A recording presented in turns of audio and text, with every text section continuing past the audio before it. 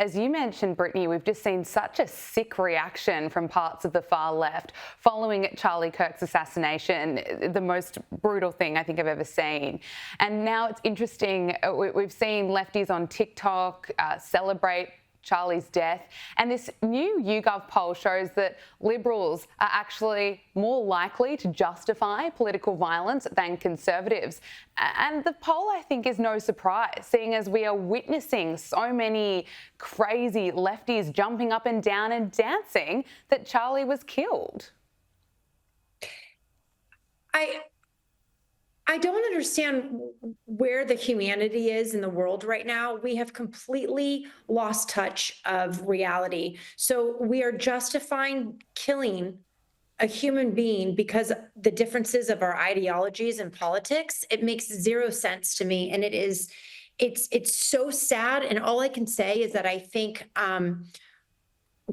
more people need to find God. More people need to be like this man and what he preached. You don't have to agree with every single thing that this man preached. However, he was a man of God, a man of family, his wife, father, be good, do good. We need to get that back into the world because it is so out of control what we're seeing. I mean, I can't imagine anyone on the right celebrating God forbid AOC's death. I mean, I don't agree with her ideologies, but if someone did this to her, I would be upset. I mean, it would be sad. Seeing this from the left, it speaks volumes, in my opinion, of how radicalized and how delusional this side has become. It's not the Democrat Party like in the 80s, 90s, even early 2000s. No. We have gone to a level of lost all humanity, in my opinion. Yeah, and we're seeing some crazy lefties right here in Australia behaving the exact same way. I mean, some of the media reports here have been awful, the way they've depicted Charlie and justified his assassination. It's horrific. But the Trump administration has made it clear that America will not be hosting foreigners who celebrate the death of fellow citizens. Here is Marco Rubio. We are not in the business of inviting people to visit our country who are going to be involved in negative and destructive behavior. Okay, so why should, if I invite someone, if we invite someone to visit the United States of America as a student, as a tourist, as whatever, then they have the standard they should be held to is very high.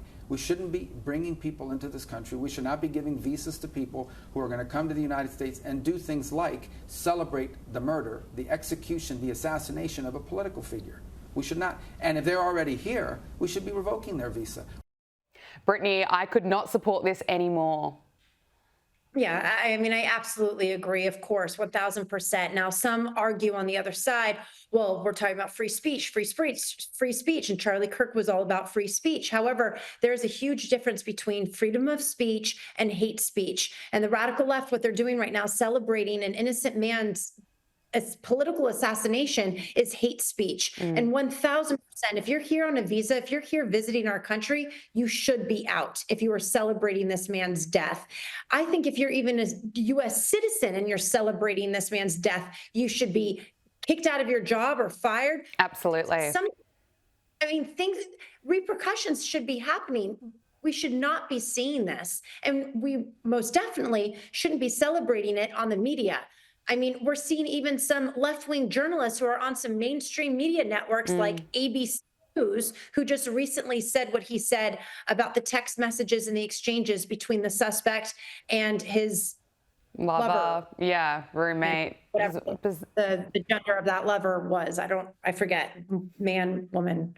I don't know. Man transitioning to a female. Exactly. It's really bizarre commentary to kind of say that it was very touching text messages when the reality was that Tyler Robinson had just admitted that he had killed Charlie Kirk. I do not understand it. I want to talk to you about Karen Bass. Just when we thought that LA Mayor Karen Bass couldn't get any lower, there are reports that she refused to follow Donald Trump's directive to honour Charlie Kirk and ordered local fire stations to not lower their flags to half staff. Now, her order was also met with criticism, of course, and some fire stations defied her instructions. But, I mean, it really shows how heartless she is, Brittany.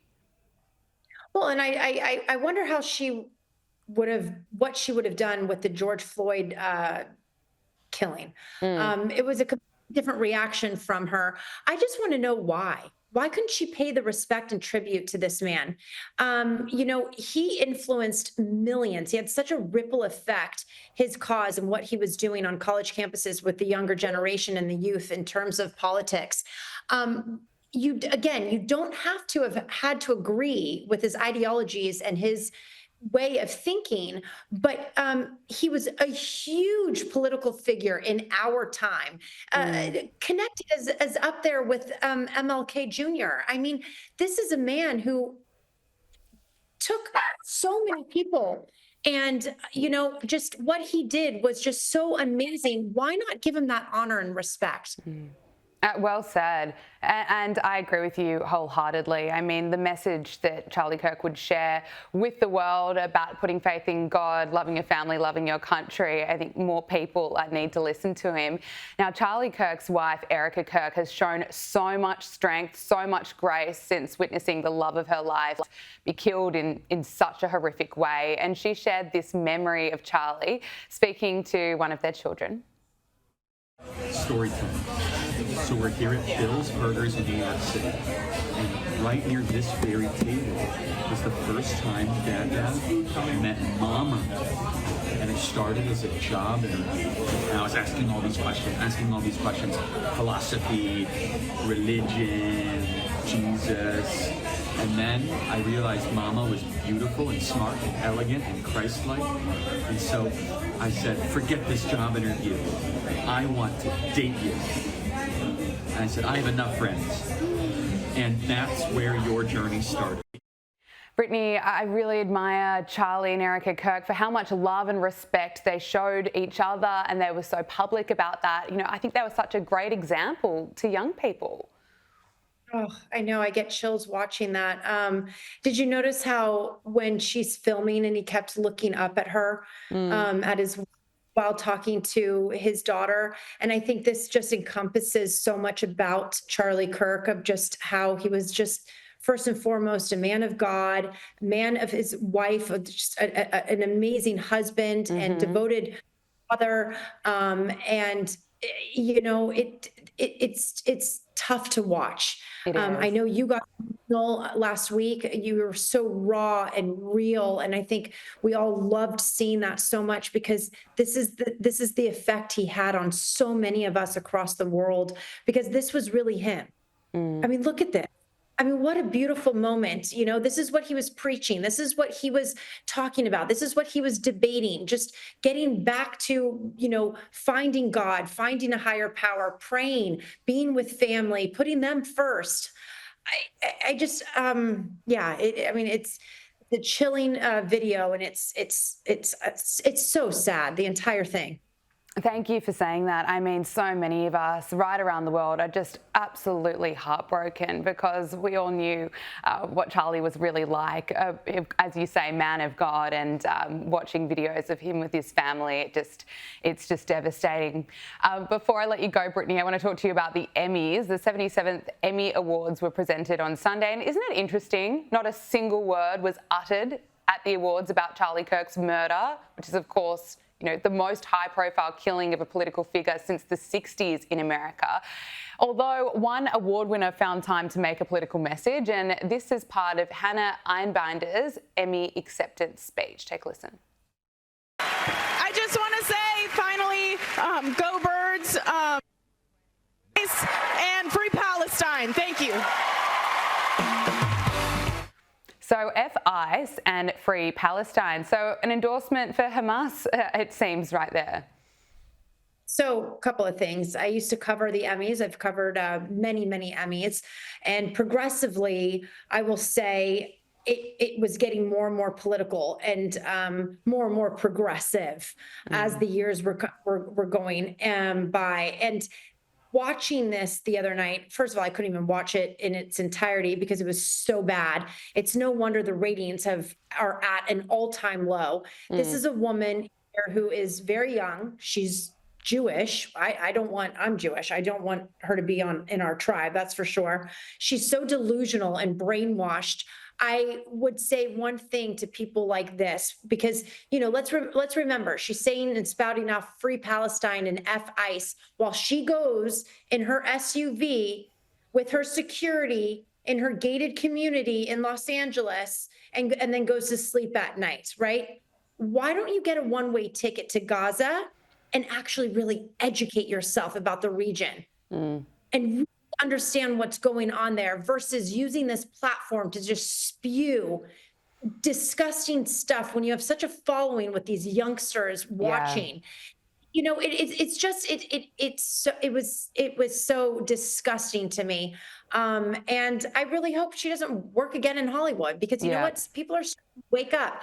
Read your lines, read your script. You are a paid actor. You're not a politician. You're not out here trying to convince anyone of anything. Then go to Gaza. If you're that, if you want to do this, go to Gaza. Absolutely. Then you want to report back at the next Emmys. Yeah, isn't it interesting as well, some of the people who are celebrating Charlie Kirk's death, they claim to be supporters of the LGBTQI plus community, and at the same time they appear to be pro-Hamas. I mean, it's just so hypocritical. One last question before... So the hypocrisy is insane, especially out of Hollywood, and it's from some of these lefties. She tries to be this feminist, and yet did you see how they had to blur her? Hamas praised her, and they had to blur her off-the-shoulder dress, and yet she's this feminist. And it's like, do you even know what Hamas will do? There's the picture. Yes. There it is. Thank you. There it is. Exactly. So Hamas, they post something about praising her, what she says, yet they have to blur her dress. And here she is for, women and women's rights and all that, and LGBTQ community. And yet, does she have any idea what they do in Gaza if you say you're gay? Yeah, no, and she doesn't want to call that out either, does she? What about calling out Hamas? Anyway, it's absolutely unbelievable. Before I let you go, Brittany, Oscar award-winning Hollywood legend Robert Redford is being remembered as one of the finest actors ever. He died in his sleep at the age of 89 in his home in Utah, and you had the honour of interviewing him for Entertainment Tonight a few years ago. I mean, can I get your reaction to the news? Yeah, I mean, I remember meeting him, and I was just like, I was awestruck because it's Robert Redford. He is a legend. And I just remember, out of all of these celebrities that I interviewed over the years working for Entertainment Tonight and CBS News back in the day, he was one of the most charismatic, special people I've ever interviewed.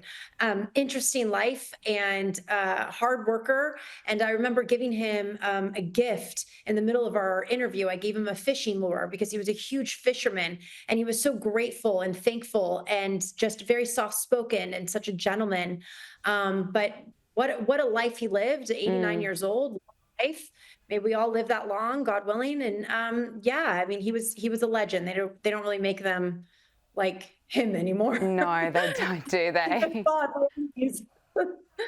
Brittany Hopper, independent journalist, thank you so much for joining us on Power Hour. Always so wonderful to speak with you. For having me and all that you do.